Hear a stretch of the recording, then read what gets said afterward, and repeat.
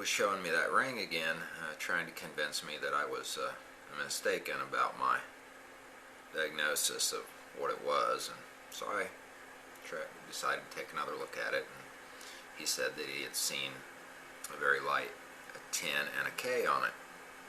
And so I looked at it, and I couldn't make out a 10 and a K, and I really couldn't make out an 18 either, but there were some jumbled markings, and I could see a GE, which we all know that where that's headed. And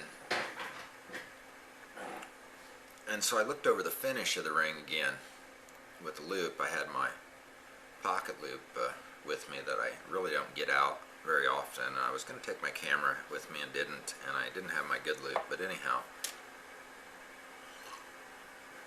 the one I had was just fine.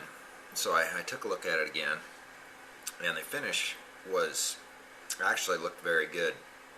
Now, there was a mold line on the inside of the band, which was a dead giveaway that what I was looking at was a piece of crap. But I continued to look at it, and it had a real nice center stone in it, a big gemstone type center stone, and it was prong set.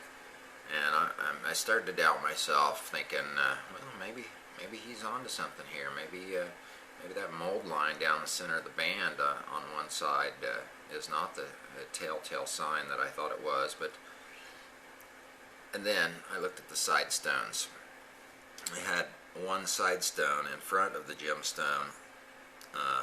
Normally those would be on the side. Well, on this ring it was in the front and the back of the stone. So I inspected those side stones, and they were glued in. And so there you go. I immediately, you see a side stone or any stone glued in on a piece of jewelry, especially a ring, it's not gold, period. End of story. Done. No matter, you don't even need to look at the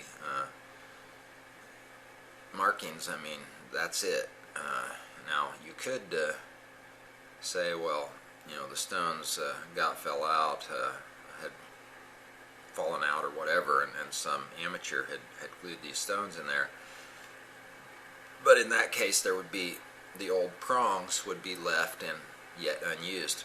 Now, that was not the case on this ring. There was just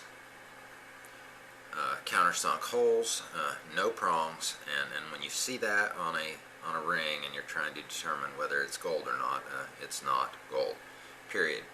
You won't ever see deviation from that, even on the made in Hong Kong stuff. You will not see that. India, Thailand, etc.,